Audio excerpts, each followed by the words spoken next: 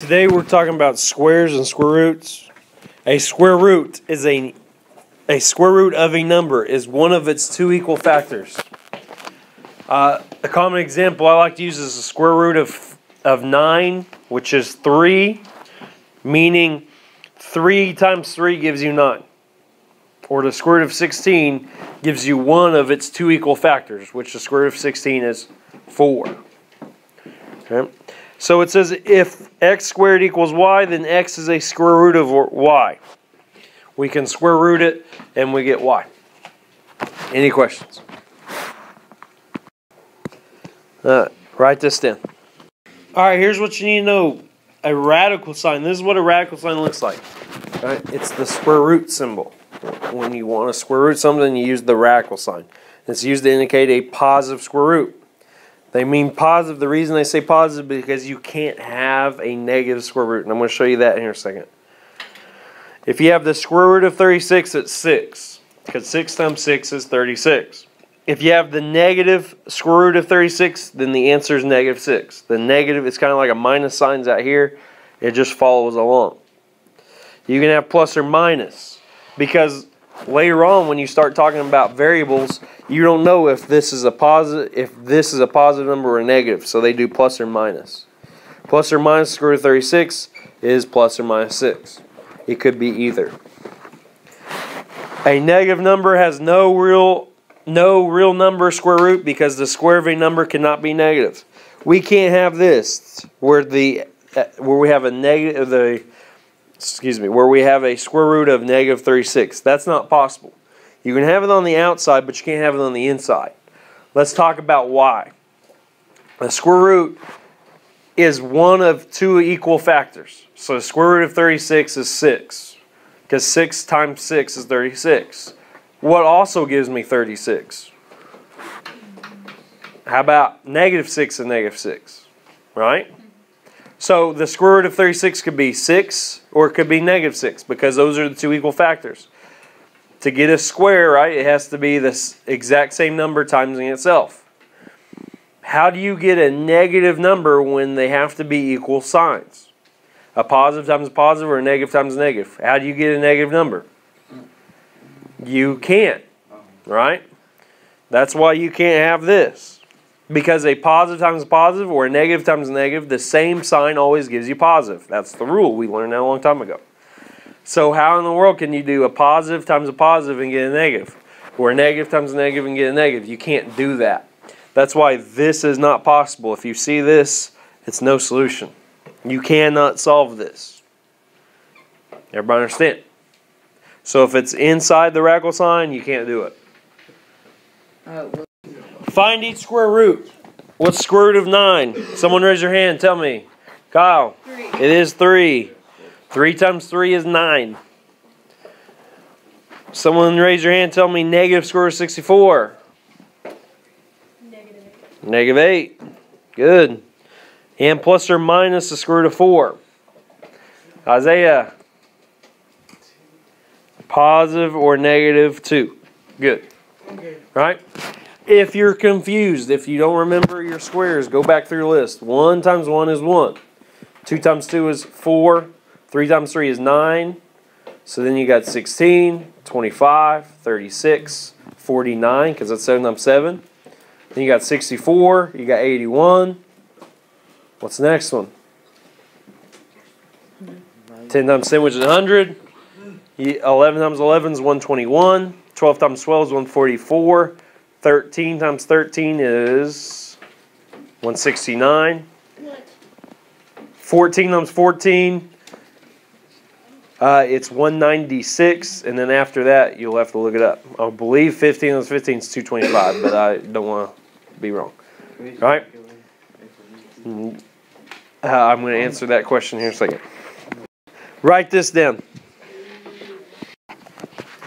All right, you're going to estimate each square root to the nearest integer. How I do it on a board is exactly what's expected in your homework today.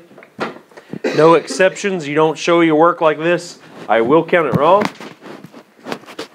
Right? And I believe it's really important to show your work because you need to understand how to estimate square roots, because on the OCCT they don't give you a calculator. You're not allowed to use a calculator. So they might give you a square root that you have to estimate. You have to be able to figure out. So you need to know how to do it. There will be other problems that ask for a calculator, and when they ask for a calculator, you don't have to show your work. But on these where it says estimate, and it doesn't say anything about a calculator, you have to show it exactly this way. I will count it wrong. Everybody understand that? And the majority of your problems will ask you to estimate. It's not very hard. It just takes a little bit of effort. You need to find the square root of 33 to the nearest integer. So what we do is we find out where is it between. What two squares is it between?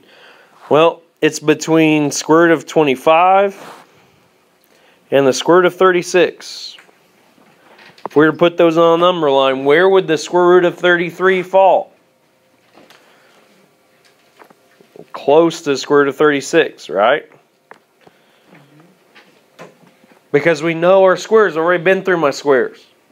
1, 4, 9, 16, 25, 36. 33 is in between those two. So those are the two you use. That's all you have to do. Figure out where's it between. What's the square root of 25? 5. Square root of 36. Which one is it closer to? It's closer to 6. It would round. It's 5.7432555 something on. If you look up in calculator, it goes on. Alright? But it rounds to 6. It's closer to 6. So that's my nearest integer, 6. That's all you do.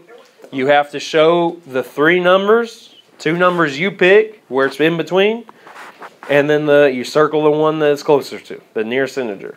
Any questions? Doesn't matter what numbers you pick. We have negative square root of 129. You're supposed to estimate using integers.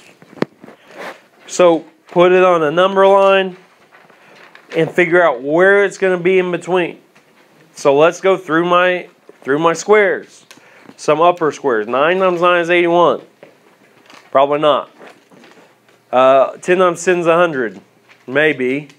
11 times 11 is 121. So I'm going to say square root of negative 11, which is 121.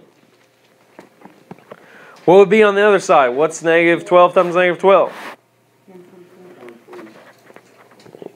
So negative 144 gives me negative 12. What is negative 129, square root of 129 closer to? Negative 144 or negative square root of 121? 121. It's going to fall right there. So what number is it closest to? What nearest integer? Negative 11. So that's my answer. Make sure it's negative. If you left off the negative, you'd be wrong. It's not closer to 11. It's closer to negative 11. These problems say use the calculator, estimate plus or minus the square root of 40 to the nearest tenth, the nearest decimal place. This is the only time you get to use a calculator. On my calculator, to do this, you would press the square root button and then type in 40. On yours, you would press 40. On the blue ones, you would press 40, and then hit the square root button that's at the middle and the top, the radical sign. When you do that, the square root of 40 is plus or minus 6.32455532. Now you're supposed to find it to the nearest tenth. So we would round, what would this round to? Plus or minus 6.3. The first decimal place is the tenth. Alright? So that's your answer, 6.3. Plus or minus. Okay? If you leave off the sign when they have it, they have this sign right here, you gotta have that sign. If there's no sign, it's positive. If there's one sign, then it's negative. Alright? If there's this sign, then it's positive and negative. Then you do the square root of 14. You get 3.741657387, which rounds to 3.7. And there's your answer. Okay? Any questions? Only if it says use a calculator are you allowed to use a calculator. Okay? That is why I'm making you show your work. on the other problems, right?